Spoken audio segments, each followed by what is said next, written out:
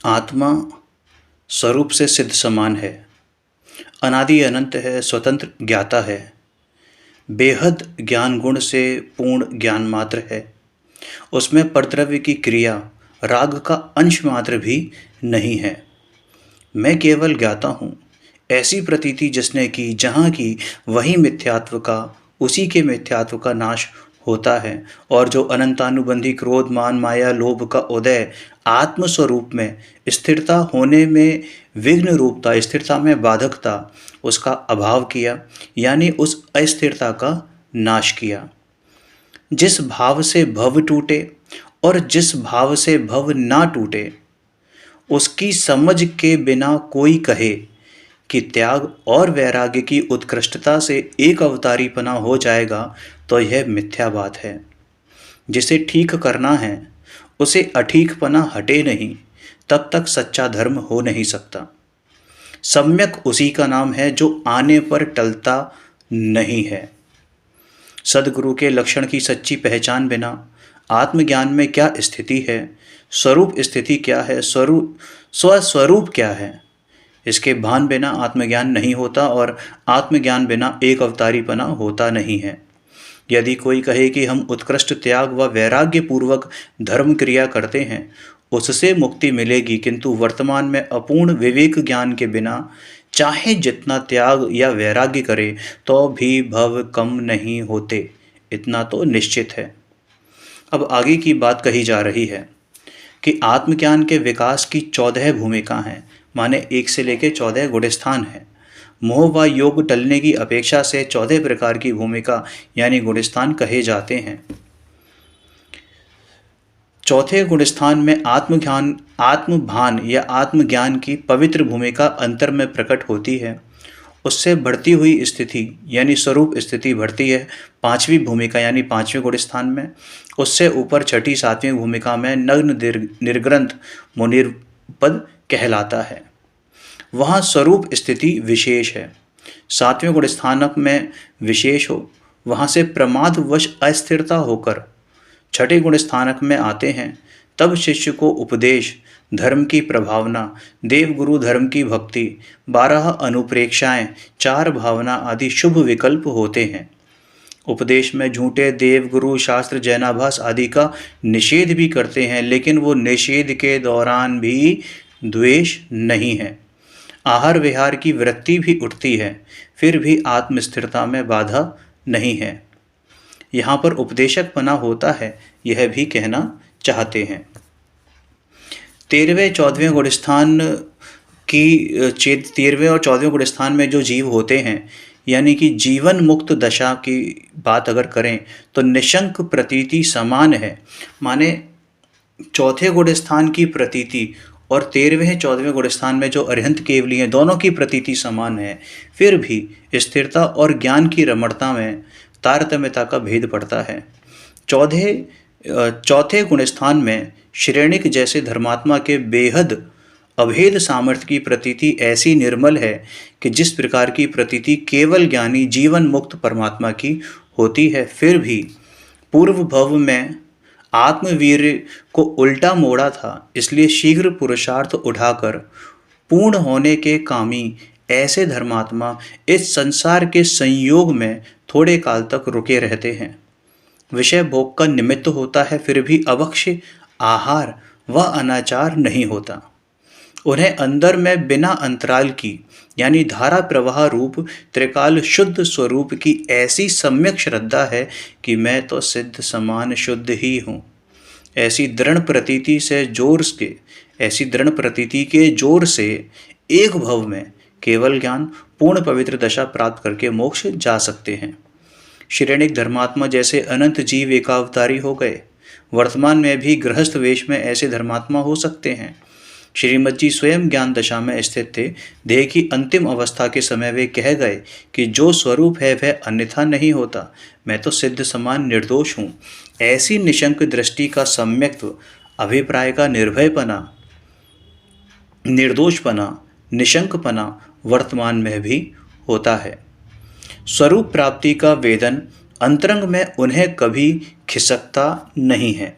यहाँ पर यूँ कहा है कि यदि चौथे गुणस्थान में स्वरूप स्थिति आंशिक रूप से ना भी होवे तो मिथ्यात्व जाने का फल क्या कहा, क्या हुआ, है ना? कुछ नहीं।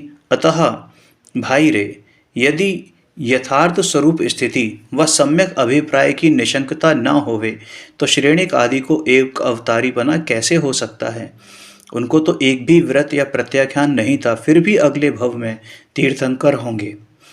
84,000 वर्ष पूर्व होने पर इस भरत क्षेत्र में जगत गुरु तीर्थंकर देव होंगे। 100 इंद्र उनकी भक्ति करेंगे।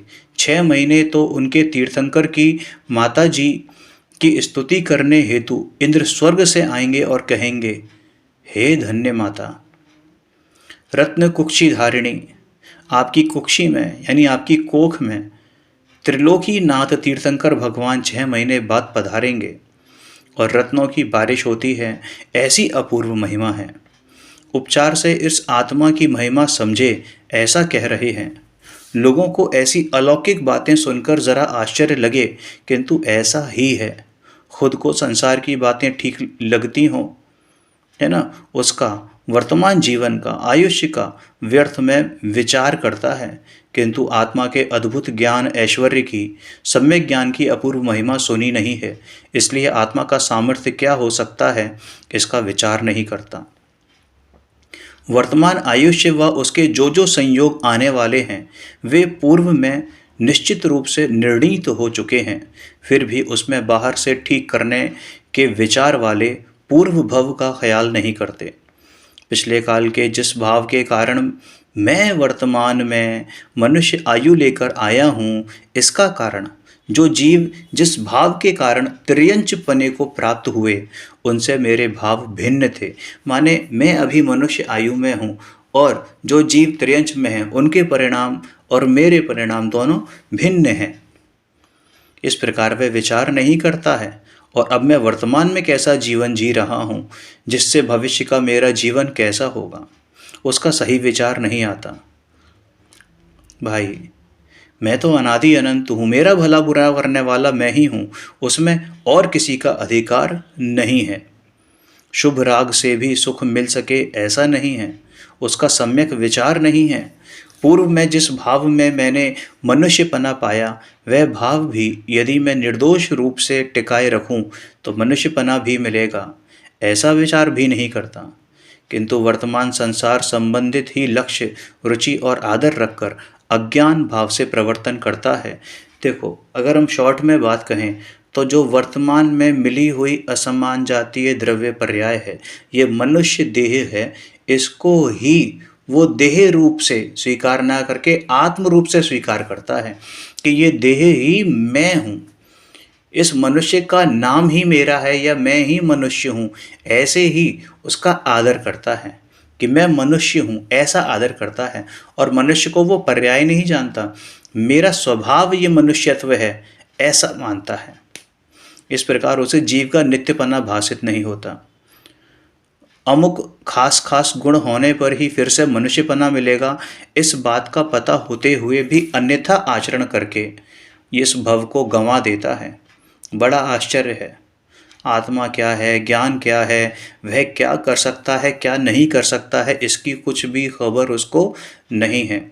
ऐसे लोग राजा श्रेणिक की बात सुनकर ही भड़क उठते हैं तथा उनके नाम की आड़ में स्वच्छंदता का सेवन करते हैं। राजा श्रेणिक तो संसार में, राज्य में राज सिंहासन पर बैठे नहीं थे, किंतु आत्मा में थे। ऐसा निर्दोष भाव कैसा होगा, इसका कोई अभ्यास ही नहीं करता है, कभी किया ही नहीं। सबकी सुनी अनुभूति परिचित भोग बंधन की कथा, पर से पृथक एकत्व की उपलब्धि केवल सुलभ ना।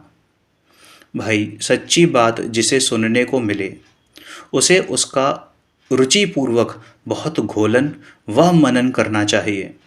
आत्मज्ञान की प्राप्ति से एक अवतारीपना कैसे प्राप्त हो, यह सोचना चाहिए। एक अवतारीपना प्राप्त होने का कारण अपने स्वरूप की श्रद्धा की निशंकता थी। राजा श्रेणिक को चारित्र में अस्थिरता का दोष था, फिर भी अंतरंग में ज्ञान की बेहद श्रद्धा दृढ़तर थी, दृढ़तर है। निशंक सम्यक अभिप्राय की हयाती थी, हयाती है। जो सद्गुरु आत्मज्ञान की स्थिरता में छठे सातवें गुण स्थान में रहते हैं। क्या लिखा? जो सद्गुरु आत्मज्ञान की स्थिरता में छठे सातवें गुण स्थान में रहते हैं, उसमें छठे गुण स्थान में उपदेशक हो सकते हैं। उपदेशकत्व प्रधानतया तो छठे गुण स्थानक वर्ती ही होते हैं, हो सकते हैं। आगे शिष्य ने प्रश्न किया कि ऐसे सद्गुरु व उपदेशक मुख्य रूप से किस गुण स्थान में हो सकते हैं और समदर्शिता क्या है? तो उसका खुलासा ये है। बाह्य दृष्टि लोग समन्वय करने में संभाव मानते हैं, वह तो मूढ़ता है। समन्वय करने में संभाव माने कि सही और गलत को मिला के कथन करना, सही और गलत को मिलाना। हाँ, एक अपेक्षा से तुम सही और एक अपेक्षा से हम सही, ऐसे नहीं होता। सत्य को सत्य और असत्य को असत्य मानना और कहना, ये संभावपना है, सम्यक अनेकांतपना है ना। एक अपेक्षा से ये माता है और एक अपेक्षा से बेटी है, ऐसा तो सही है। लेकिन एक अपेक्षा से माता है और दूसरी अपेक्षा से मतलब कुछ भी मिला जुला के कथन करना, तो भाई वो सत्य असत्य को मिला के कि एक अपेक्षा से तो चोरी सही है और एक अपेक्षा से चोरी गलत है, ऐसे कैसे संभव है? भाई चोरी तो चोरी है ना, चोरी तो पाप में आता है। अब चोर की अपेक्षा से देखोगे, दृष्टि से देखोगे तो वो सही ही है ना, कि चोरी सही नहीं है, ये अनेकांतवाद है। वो अनेकांत नहीं है, वो तो मिथ्या अनेकांत है। भाई वास्तविक संभाव तो आत्मज्ञान के बिना है ही नहीं। झूठे मत को झूठा कहना वह द्वेष और सच्चे को सच्चा कहना वह राग, ऐसा नहीं है। भाई सच को सच और झूठ को झूठ कहा ही जाएगा।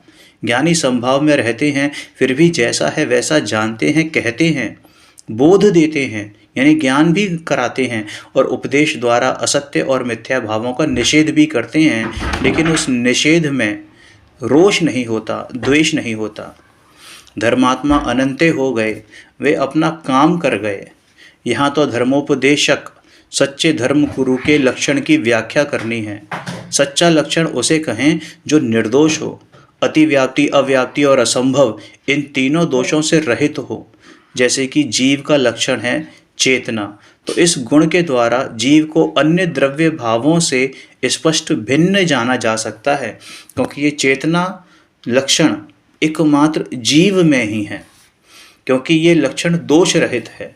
अब देखो सुनो, यदि हम केवल ज्ञान को जीव का लक्षण मानेंगे तो केवल ज्ञान तो केवल अरिहंत और सिद्धों को है, तो बाकी के जो 1 से लेकर 12वें गुण स्थान तक के जीव हैं उनको जीव नहीं मानना पड़ेगा, जीव नहीं माना जाएगा, ठीक है ना।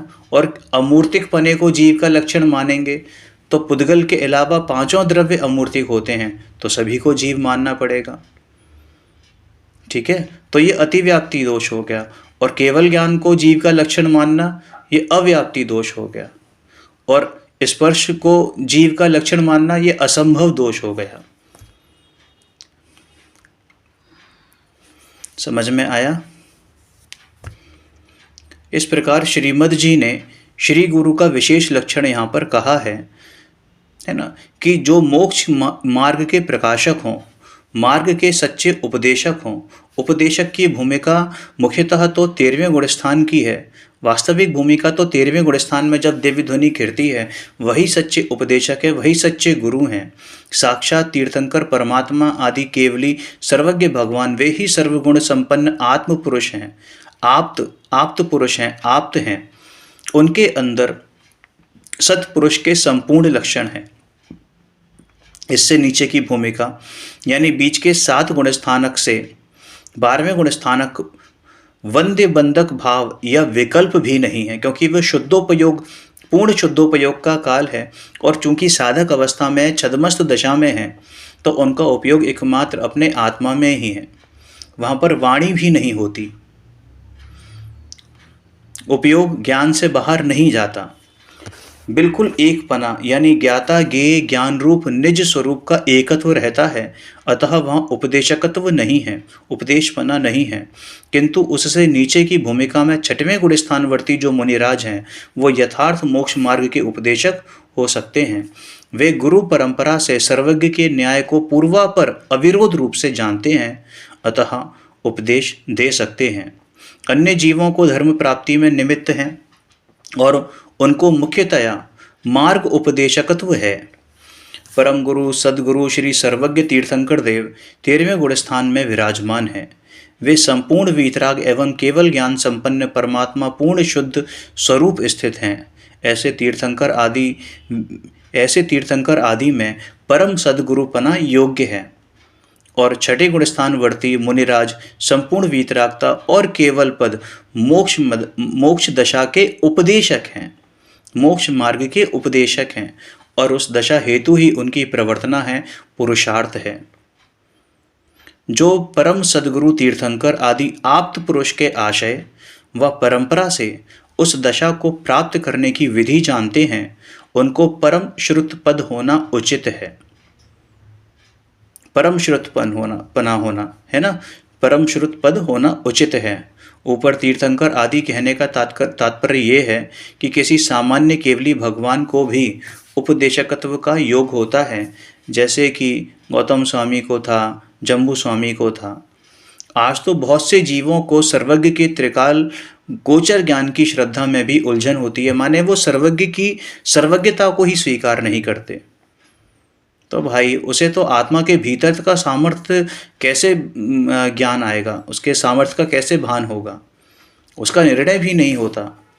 अपने स्वभाव में जैसे कुछ दम ही नहीं हो और पर वस्तु द्वारा अथवा पर के जानने से ही ज्ञान की कीमत हो, ऐसा मानता है।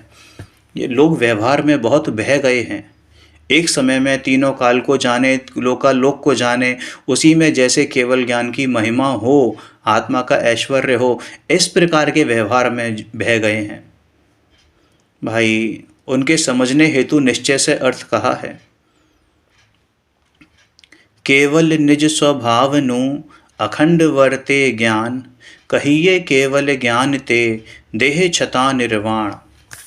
निश्चय को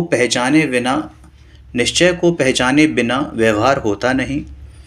देखो, निश्चय पूर्वक ही व्यवहार होता है ना। निश्चय को पहचाने बिना जो व्यवहार है वो क्या है, वो समझ नहीं सकते। स्वयं पर प्रकाशक ज्ञान निश्चय ज्ञान है। ज्ञान का एक समय का अनंत और सहज ऐसा अनंत सामर्थ्य है कि लोकालोक सहज ही जानने में आ जाते हैं। पर को जानना वह व्यवहार है, क्योंकि पर में तन्मय होकर नहीं जानता।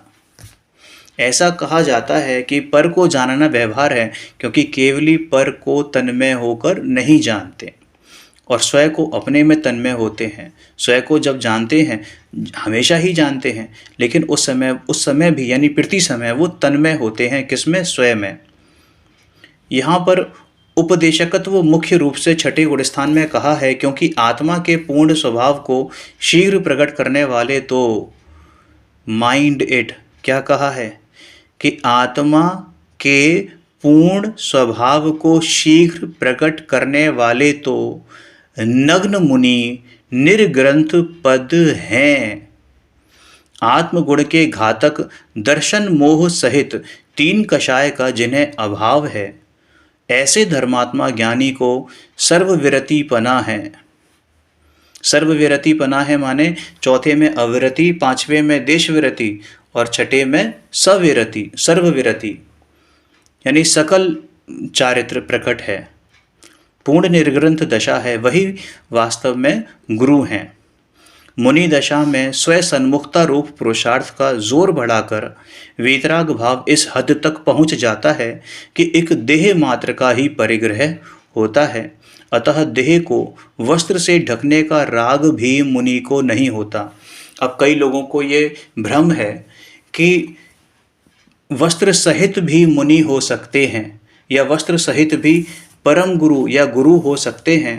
तो देखो, विनय पूर्वक गुरु तो स्वीकार कर सकते हैं, लेकिन वास्तविक गुरु तो पंच परमेष्टि ही होते हैं, पंचम गुरु होते हैं, यानी कि अरिहंत और सिद्ध को हम गुरु क्यों नहीं कहते? क्योंकि सिद्धों की वाणी नहीं होती। तो अरिहंत जो हमें उपदेश देते हैं, दिव्य ध्वनि जिनकी कीर्ति है, वे परम गुरु हैं। उनके अलावा आचार्य, उपाध्याय और साधु ये भी गुरुओं की श्रेणी में हैं। ये सब निर्ग्रंथ अवस्था हैं, बिना वस्त्र के हैं। और अगर एक धागा भी अगर देह पर है तो वो राग का सूचक है, वो राग का सूचक है। अतः देह को वस्त्र से ढकने का राग भी मुनि को होता नहीं। वे ही वास्तविक जैन मुनि हैं। आयु पूर्ण हुए बिना देह छूटती नहीं, किंतु राग का मुख्य भाग टूट जाने से राग का निमित्त वस्त्र का एक ताना बाना भी साधु के पास नहीं होता। ऐसा त्रिकाल सनातन निर्ग्रंथ मार्ग है। वर्तमान पंच महाविदेह क्षेत्र में ऐसे संत मुनि धर्मात्मा के समूह वृंद हैं।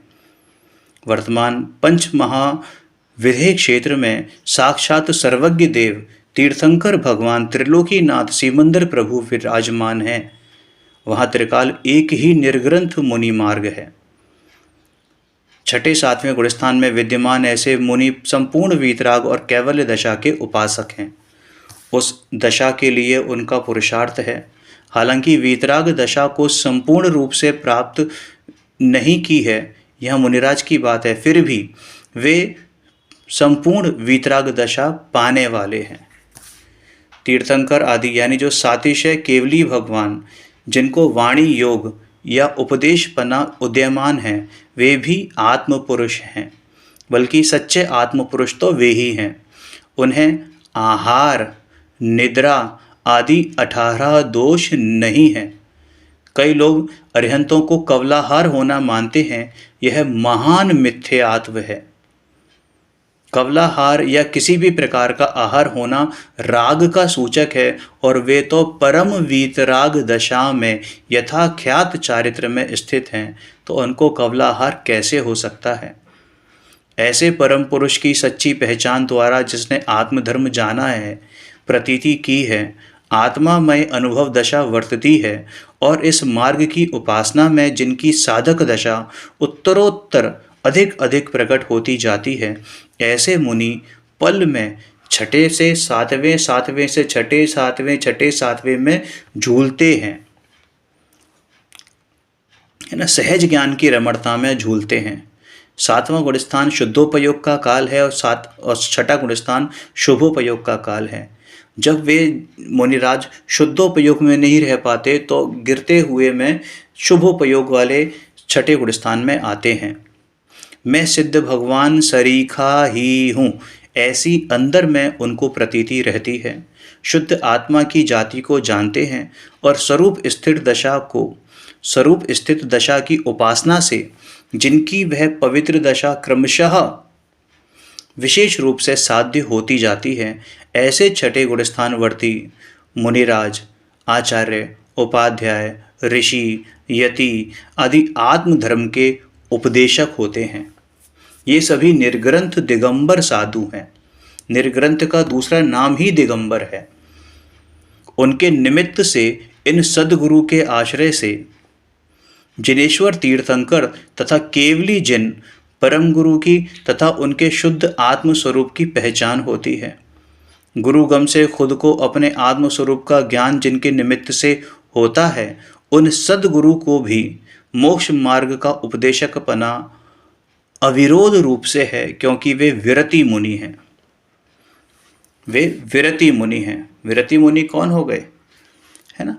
छठे सातवें गुणस्थान वाले। और नीचे पांचवें चौथे गुणस्थानक में मार्ग का उपदेशकपना प्राय नहीं होता।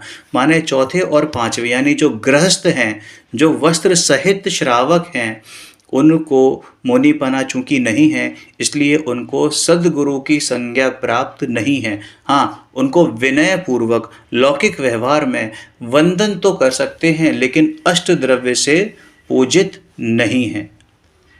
हम गुरुदेव श्री को गुरु कहते हैं तो विनय से कहते हैं, क्योंकि उन्होंने हमें मोक्ष मार्ग बताया, वो बात बताई जो गुरुओं ने बताई, जो आचार्य कुंद ने, आचार्य अमरचंद्र ने, आचार्य जयसेन ने बताई, जो सर्वज्ञों ने बताई, वो बात हमें गुरुदेव श्री ने या श्रीमद् जी ने हमें बताई है, इसलिए उनको उपचार से गुरु संज्ञा प्राप्त है। लेकिन वास्तव में गुरु संज्ञा तो पंच परमेष्ठियों को ही प्राप्त होती है, निर्ग्रंथ मुनिराजों को ही प्राप्त होती है।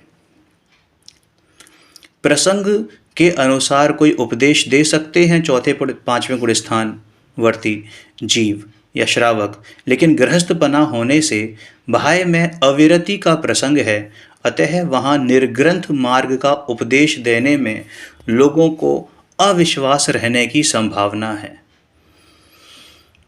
अब यहाँ पर अनेकांतपना नहीं छोड़ा है, क्योंकि जैसा है वैसा कहना है। चौथा पांचवा गुणस्थान वर्ती धर्मोपदेश नहीं दे सकता, सर्वथा नहीं दे सकता, ऐसा नहीं कहा है, लेकिन बाह्य व्यवहार में लोगों को विरोध ना हो, लोगों में विरोध ना हो, तदर्थ विवेक रखने को कहा है। किंतु जिसे आत्मधर्म की प्रतीति नहीं हो, या मात्र वेशधारीपना है, या मात्र शब्द ज्ञान है, ऐसे उपदेशक दूसरों को परमार्थ लाभ का निमित्त नहीं होते। जहाँ आत्मानुभव दशा चौथा गुणस्थान सम्यक दर्शन भी नहीं है, वहाँ सच्ची समझ भी नहीं है, सम्यक विरति पना नहीं है, फिर भी धर्मी पना मानना, धर्म का उपदेश देना, यह प्रगट ही को गुरु पना है, महामिथ्यात्व है। अब कोई ये कहे कि यहाँ तो श्रीमद् जी ने मुनिराजों की निंदा कर दी है, लेकिन भाई उन्होंने निंदा नहीं करी, बल्कि सच्चे मार्ग की प्रभावना की है। क्योंकि पहले तो मुनिराजों का स्वरूप तो समझो। सच्ची बात कहने को निंदा नहीं कहते, किंतु उसमें सत्य मार्ग की दृढ़ता व प्रभावना का जोर है। सम्यक दृष्टि झूठी दृष्टि वाले का बराबर निषेध करे, यह उसकी सच्ची प्रामाणिकता है। व्यक्ति का निषेध नहीं है, विचारधारा मान्यता का निषेध है, और व्यक्ति से रोष भी नहीं है, द्वेष भी नहीं है। धर्मात्मा तो गलत का निषेध करते हैं, फिर भी उन्हें सम्यक संभाव रहता है। अभी आगे आएगा, मुक्ति ज्ञान कथे अने अंतर छूट्यो ना मोह, ते पामर प्राणी करे मात्र ज्ञानी नो द्रोह। यानी आत्मज्ञान हुए बिना ज्ञान की बातें करना और दूसरों को मनाना कि हम तो धर्मी हैं, हम चारित्र वाले हैं, तो ऐसा उपदेशक पना औंधा है। औंधा माने उल्टा है।